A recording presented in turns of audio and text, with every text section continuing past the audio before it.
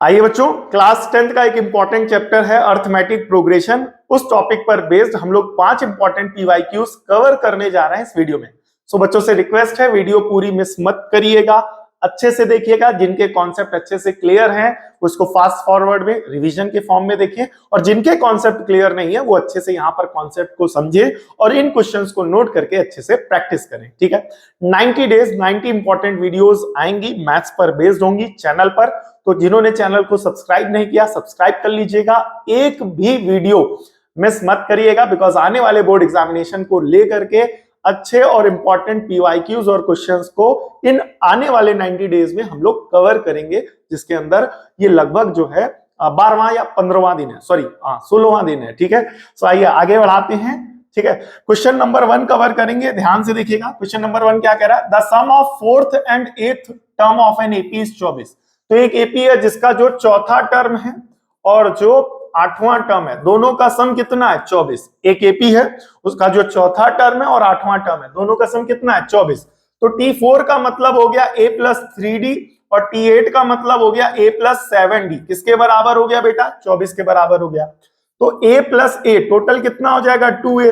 3d plus 7d total हो जाएगा 10d बराबर 24। तो उसे कैंसिल कर देंगे तो ये बनेगा a प्लस का 5d बराबर 12, और ये हो जाएगा आपका इक्वेशन नंबर फर्स्ट। क्या हो जाएगा बेटा? Equation number first. ठीक है, अब यहां पर आगे क्वेश्चन में ये बोला गया है कि द सम ऑफ इट्स, बोले काहे का सम? 6th टर्म और 10th टर्म। तो छठा टर्म और 10वां टर्म यानी T6 और T10 का जो सम है वो 44 है बेटा। कितना है बेटा? 44 यानी 44। ठीक है, तो अब यहां पर T6 का मतलब हुआ a प्लस 5d और T10 का मतलब हुआ a प्लस 9d बराबर 44। अब ये कैसे होता है? तो Tn का फॉर्मूला होता है a plus n minus 1 into D. अगर 5 निकालोगे तो 5 माइनस 1 कर दोगे तो 4 हो जाएगा। T10 निकालोगे तो 10 माइनस 1 करोगे तो क्या हो जाएगा? 9 हो जाएगा। तो यहां पर भी उसी फॉर्मूले से ये सारी चीजें बनी है। अब यहां पर a प्लस a टोटल कितना हो जाएगा? 2a। 5d plus 9d, 5d plus 9d, 9 5 कितना हो जाएगा? 14d बराबर 44। तो 2 से कैंसिल करेंगे, a प्लस का 7d बराबर 22, और ये आपका इक्वेशन नंबर कौन सा हो जाएगा? सेकंड। ये आपका इक्वेशन नंबर कौन सा हो जाएगा? सेकंड। अब दोनों एक्सप्रेशंस को सॉल्व करेंगे, a और d निकालेंगे और जो पूछा गया वो निकालेंगे। ठीक है, सो अब फर्स्ट इक्वेशन कह रही a प्लस का 5d बराबर 12, दूसरी इक्वेशन कह रही है a प्लस का 7d बराबर 22। a प्लस का 7d बराबर में कितना बेटा? 22। ठीक है, अब दोनों इक्वेशंस को सब्ट्रैक्ट करेंगे, तो सब्ट्रैक्ट कर दिया तो ये कैंसिल हो गया। 5d माइनस का 7d तो सॉल्व करने पे माइनस का 2d, 12 माइनस का 22 तो सॉल्व करने पे माइनस का 10, माइनस से माइनस कैंसल, 2d बराबर 10, तो यहां से d आ गया 5। यहां से d कितना आ गया बेटा? 5। ठीक है, अब d की इस वैल्यू को चाहे आप यहां रख दो चाहे आप यहां रख दो, आपको क्या मिलेगा? a मिलेगा। तो हम इस वाली इक्वेशन में रख रहे हैं, तो बोले क्या? By first and third. First equation और थर्ड इक्वेशन को कंबाइन करने पे, मतलब ये जो d की वैल्यू आई है बेटा, क्या आई है? d की जो वैल्यू आई है, ये जो d की वैल्यू आई है, इस d की वैल्यू को उठा करके इक्वेशन नंबर 1 में रखेंगे। तो इक्वेशन नंबर 1 क्या है? a प्लस का 5d, d कितना है बेटा? 5, और बराबर में कितना हो जाएगा? 12। तो a 5 इंटू 5 25 बराबर 12, तो प्लस का 25 उधर जाएगा तो माइनस का 25। तो ये हो जाएगा आपका क्या बेटा? a। क्या हो जाएगा? a। क्या हो जाएगा? a। क्या हो जाएगा? a, जो कि आ जाएगा माइनस का 13। और ये आपकी इक्वेशन नंबर बन गई बेटा 4। ठीक है, अब आपने यहां पर a और d निकाल लिया। क्या निकाल लिया बेटा? a और d निकाल लिया। अब पूछा क्या गया है? Sum of first 10 term. Sum of 10 terms का मतलब हो गया S10। क्या पूछा गया है? S10, मतलब इस AP के 10 टर्म्स का सम। कितने टर्म्स का सम? 10 टर्म्स का सम। तो Sn का फॉर्मूला क्या होता है? n बटा 2 2a plus n minus 1 into D. तो S10 निकालना है तो फॉर्मूला लगेगा 10 बटा 2 2a plus 10 minus 1 into D. ठीक है, 10 बटा 2 करेंगे तो क्या हो जाएगा? 5। 2 इंटू ए कितना है बेटा? यहां पर आप देखेंगे ए कितना है? ए है आपका माइनस का 13, तो इस वैल्यू को उठा करके यहां पर रख दिया। 10 माइनस 1 9 इंटू डी, डी कितना है? यहां पर आप देखेंगे, बोले कितना है? 5। आराम से कैलकुलेशन करेंगे, 5 13 दूनी 26, 13 दूनी 26, लेकिन कैसा? माइनस का। और 9 5 जा 45, ठीक है, बराबर 5। 45 में 26 माइनस करेंगे तो आराम से माइनस करिएगा। 45 में 26 को क्या कर दिया माइनस, तो ये हो जाएगा 15, 15 में 6 गए तो 9, और ये हो जाएगा 3, 3 में 2 गया तो 1, तो ये हो जाएगा 19, ठीक है।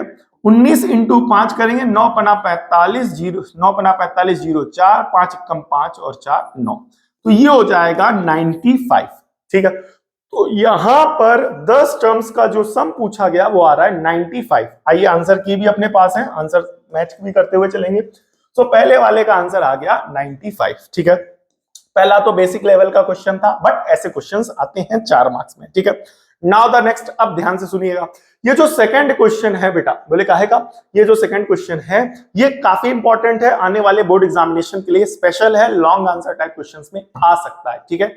आप खुद ही करेंगे तो आपको पता चल जाएगा पूरे सॉल्यूशन को अगर आप देखेंगे। बोले क्या कह रहा है, द रेशियो निकालना है। बोले काहे का, द रेशियो सम्स का, किसका, एम टर्म और एन टर्म।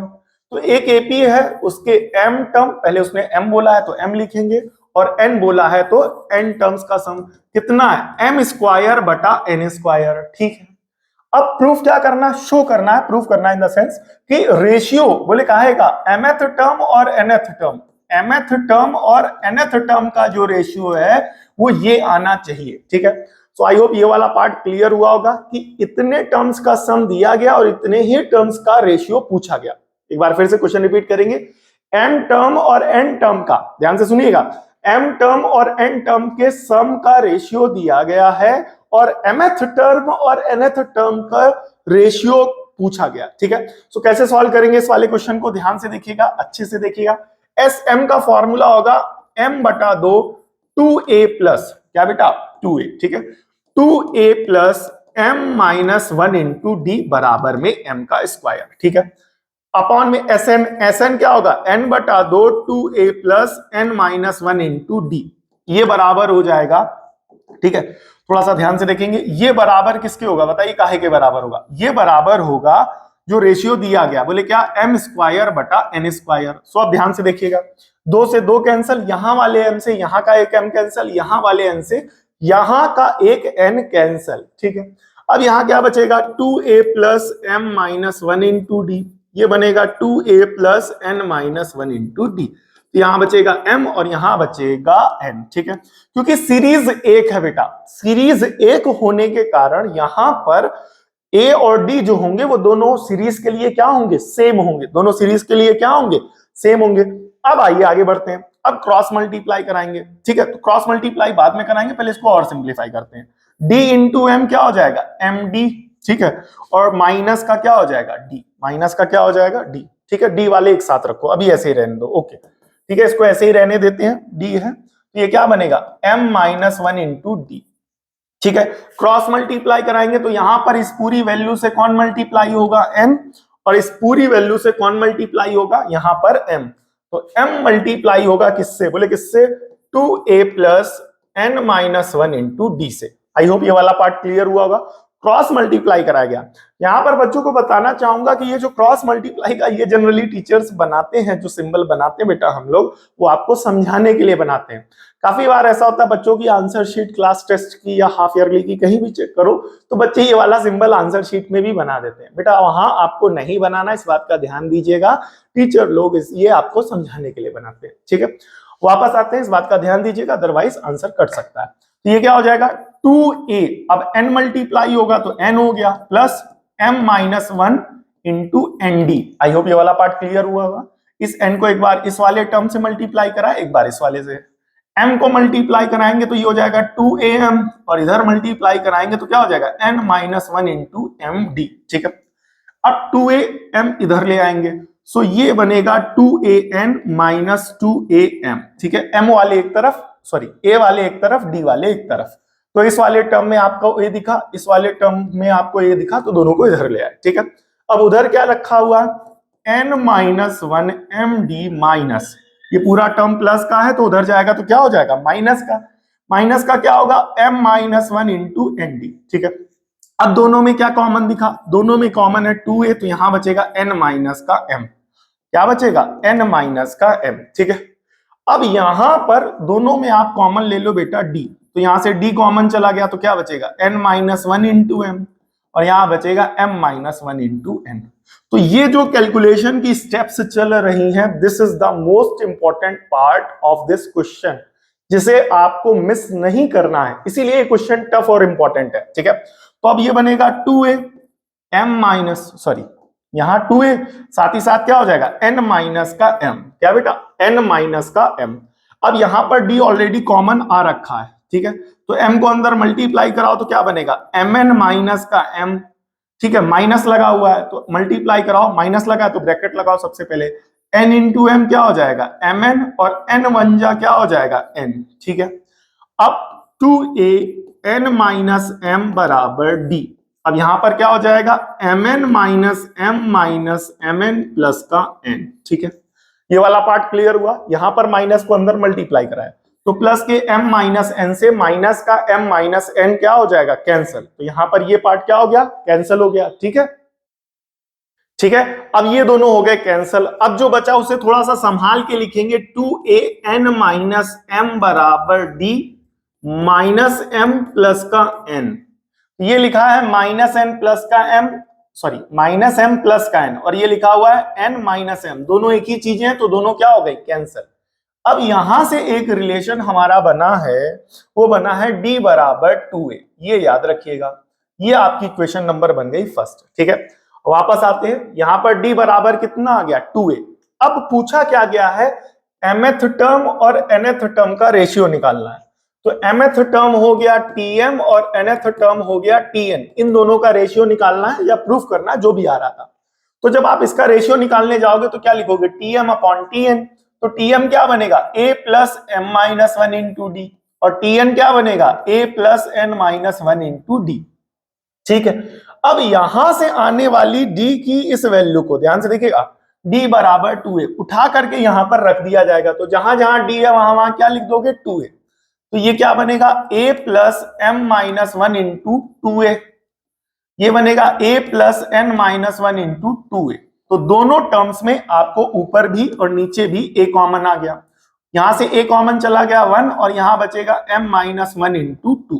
ठीक है, यहां पर भी a कॉमन ले लो तो a कॉमन चला गया, यहां बचेगा a कॉमन जाने की वजह से 1, फिर उसके बाद प्लस, प्लस में n minus 1 into 2, so a से a कैंसल। ठीक है, अब यहां बचेगा 1 plus 2 into m, 2m minus 2, यहां पर 1 plus 2 into n, 2n minus का 2। ठीक है, अब थोड़ा सा और सिंप्लीफाई करेंगे तो ये हो जाएगा 2m हमने पहले लिख लिया, अब 1 माइनस का 2 तो क्या हो जाएगा माइनस का 1, 2n पहले लिख लो, और साथ ही साथ 1 माइनस का 2 सॉल्व करोगे तो माइनस का 1, तो रेशियो क्या बना 2m minus 1 upon 2n minus 1। ठीक है, 2m माइनस 1, यही रेशियो यहां पर बनाना भी था, 2m minus 1 upon 2n minus 1। यहां पर आप आंसर की भी देख रहे होंगे, वही चीज प्रूफ करनी, क्वेश्चन में भी दी गई थी आंसर में 2m minus 1 upon 2n minus 1, तो प्रूफ हो गई भाई।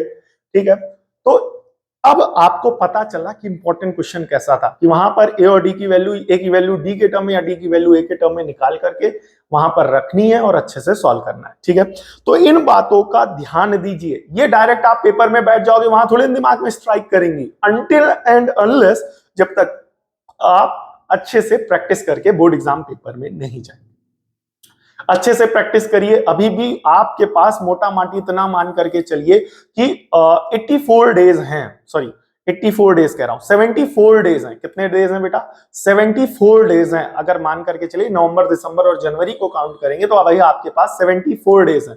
तो इन 74 डेज को मिस मत करिएगा, एक एक डे को यूटिलाइज करें। रोज मैथ्स की वीडियोस चैनल पे अपलोड हो रही हैं, प्रॉपर पूरी वीडियो देखिए, इंपॉर्टेंट टॉपिक्स हैं, इंपॉर्टेंट क्वेश्चंस हैं, उनको रिवाइज करिए, प्रैक्टिस करिए, और अच्छे से पास नहीं होना है, टॉप करना है। ऐसी जोश और जुनून और सोच के साथ आने वाले बोर्ड एग्जामिनेशन की तैयारी करिए। अगर किसी भी प्रकार का कोई डाउट हो तो कमेंट सेक्शन में जरूर बताइए, आपकी हेल्प की जाएगी जल्दी से जल्दी। ठीक है, आइए नेक्स्ट क्वेश्चन को कवर करते हैं। नेक्स्ट क्वेश्चन है हमारा, ध्यान से देखेंगे, कह रहा the mth term of an AP is 1 by n। ठीक है, mth term of an AP is 1 by n। ठीक है, the nth term of an AP is 1 by m, और जो nth टर्म है वो कितना है 1 by m। इस टाइप के जितने भी होते हैं, जैसे पिछला वाला mth टर्म pth टर्म का रेशियो दिया गया, इस टाइप के बच्चे जनरली इस टाइप के क्वेश्चन से घबरा जाते हैं बोर्ड एग्जाम पेपर में देख करके, बट ऐसे ही क्वेश्चंस की यहां पर इस वीडियो में हम लोग प्रैक्टिस करेंगे। और सिंपल सी बात है, मैथ्स में किसी टॉपिक से डर या किसी भी चीज से जीवन में डर तभी तक लगता है जब तक हम उस चीज को फेस नहीं करते। बट अगर हम उसको रेगुलर फेस करने लगे, उसकी प्रैक्टिस करने लगे, उसको समझने लगे, टाइम देने लगे, तो उस चीज का जो डर होता है वो खत्म हो जाता है। तो सेम यही चीज होती है कि अगर हम रेगुलर मैथ्स की प्रैक्टिस करें, जिन बच्चों की मैथ्स वीक है, अच्छे से अभी भी टाइम है कि आने वाले 74 डेज के अंदर वो अपने आप की मैथ्स को इंप्रूव कर सकते हैं। ठीक है, तो वापस आते हैं यहाँ पर क्वेश्चन में। क्वेश्चन ने बोला है कि mth टर्म जो है वो 1/n है और nth टर्म जो है वो 1/m है। ठीक है, the sum of its first mn term, तो क्या निकालना है बेटा? Sum of mn term. क्या निकालना है बेटा? Sum of mn term. ठीक है, एक बात जो मैं आपसे एपी में हमेशा कहता रहता हूं, क्या कि कुछ भी निकालना हो आपको ए और डी चाहिए ही चाहिए। ए और डी कितने वेरिएबल हो गए? 2, बिकॉज एस एम एन तब निकलेगा जब आपको ए पता होगा और डी पता होगा। बट दो चीजें यहां पर नहीं पता है, एक चीज नहीं पता है ए और दूसरी चीज नहीं पता है वो है डी। तो ए और डी दो चीजें नहीं पता है, तो उन दो चीजों से जुड़ी हुई हमें दो इक्वेशंस दी गई हैं और ये इक्वेशंस इसीलिए दी गई हैं ताकि आप यहां से ए और डी निकालें, पता करें, सॉल्व करें। ठीक है, सो आइए सॉल्व करते हैं ए और डी। तो टीएम बराबर क्या है? टीएम बराबर है 1/n, तो इसका मतलब ये हुआ a plus m minus 1 into D की वैल्यू 1/n है। ठीक है, tn बराबर 1/n है, तो ये बनेगा a plus n minus 1 into D जो होगा वो 1/m के बराबर होगा। क्लियर हो गया कि नहीं हो गया? दोनों पार्ट क्लियर हो गए। अब क्या करना है, हमें ए और डी निकालना है, तो ए और डी के फॉर्म में दो इक्वेशन, दोनों को सॉल्व करेंगे। प्लस ए से माइनस ए कैंसल, यहां क्या बचेगा? m minus 1 into D minus n minus 1 into D, और यहां क्या बचेगा? 1/n minus 1/m। ठीक है, दोनों में से डी को आराम से कॉमन लेंगे, तो यहां क्या बचेगा? m माइनस 1 माइनस माइनस लगा है तो ब्रैकेट लगा देंगे आराम से, n माइनस 1। आई होप ये वाला पार्ट क्लियर हुआ होगा। अब यहां पर लेंगे एलसीएम, तो ये बनेगा m minus n upon mn। ठीक है, m इंटू n। ठीक है, अच्छे से, बिकॉज ये जो क्वेश्चन है ना कैलकुलेशन के पॉइंट ऑफ व्यू से काफी इंपॉर्टेंट है, और बच्चे कई बार कैलकुलेशन कॉन्सेप्ट क्लियर होने के बाद भी बच्चों के पूरे मार्क्स इसलिए नहीं आते बिकॉज वो कैलकुलेशन में गलती करते हैं बच्चे। ठीक है, तो वो गलती नहीं करनी है। कैसे नहीं करेंगे बोर्ड एग्जाम पेपर में वो गलती? जब आप प्रैक्टिस करेंगे। प्रैक्टिस नहीं करेंगे तो आपके मार्क्स नहीं अच्छे आएंगे। मैथ्स प्रैक्टिस मांगती है। ठीक है, सो एक एक क्वेश्चन को अच्छे से समझते हुए चलेंगे, करते हुए चलेंगे। ठीक है, तो यहां पर आ गया डी, फिर उसके बाद ये लिखा हुआ है m माइनस 1, माइनस को अंदर मल्टीप्लाई कराएंगे तो लिखेंगे माइनस n प्लस का 1 बराबर, और यहां पर क्या आएगा? m minus n upon m n। तो m माइनस, ठीक है, प्लस 1 से माइनस 1 क्या हो जाएगा? कैंसल। यहां बचेगा m माइनस n बराबर m माइनस n बटा m n। m minus n से m माइनस n कैंसल, तो d की वैल्यू आ गई 1/mn, और ये आपकी बन गई इक्वेशन नंबर 3। कौन सी बन गई बेटा? Equation number 3। ठीक है, तो वंस अगेन यहां पर लीनियर इक्वेशन 2 वेरिएबल का अभी तक कॉन्सेप्ट लग रहा है। कारण क्या है?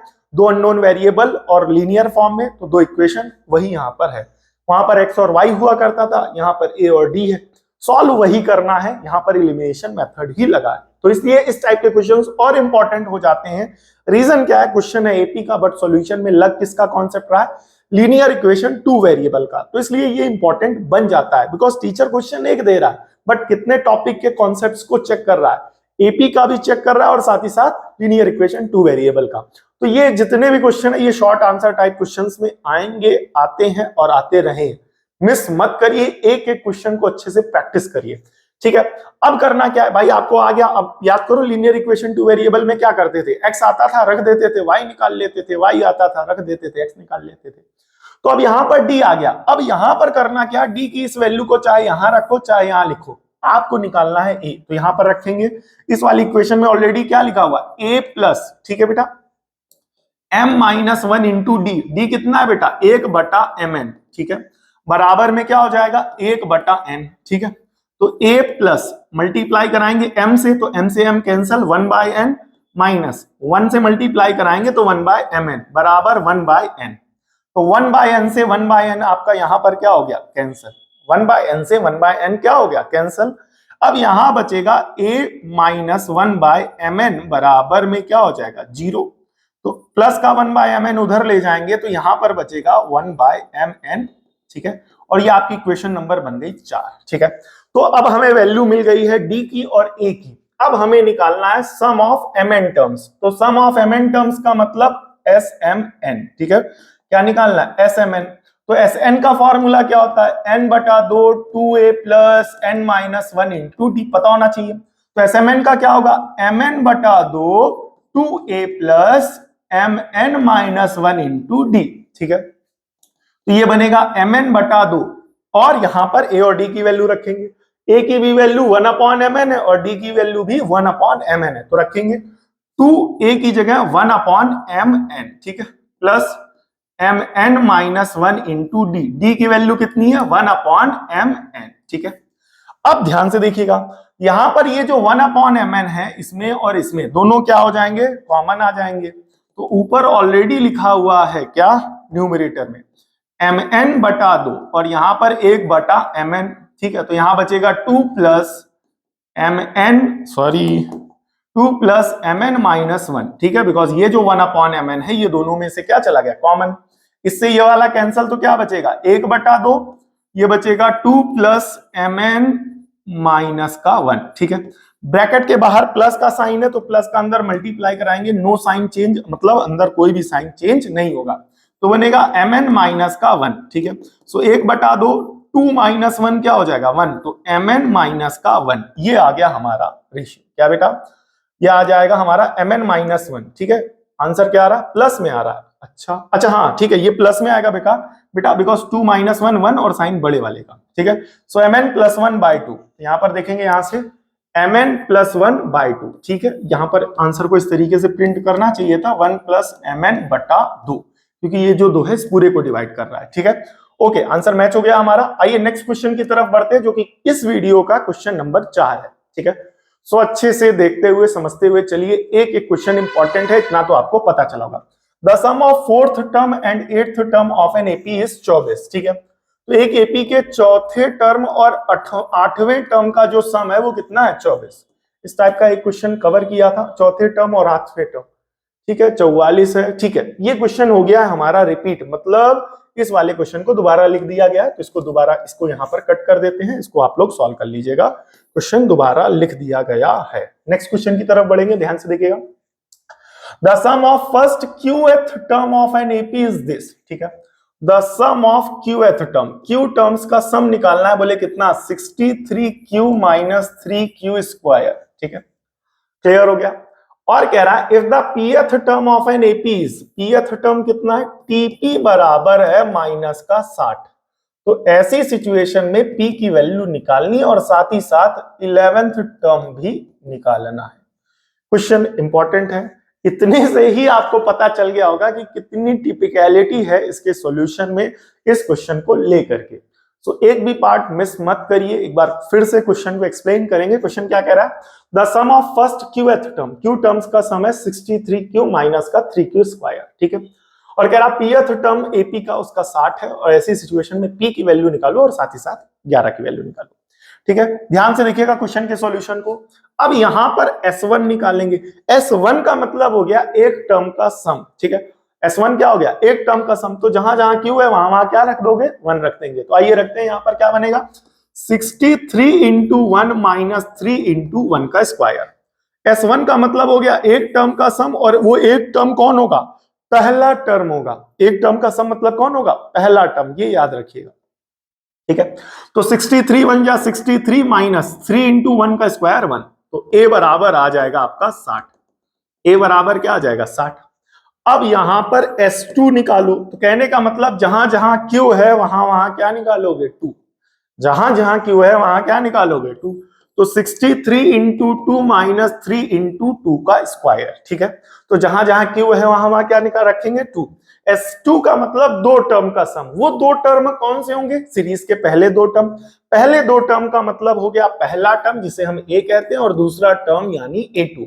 63 इंटू 2, तो 60 गुना 126, ठीक है। 3 दूने 6, 6 दूने 12, ठीक है, माइनस 3। 2 का स्क्वायर कितना हो जाएगा? 4। ध्यान से कैलकुलेशन करेंगे। अब यहां से आए हुए A की इस वैल्यू को उठा करके यहां रखेंगे।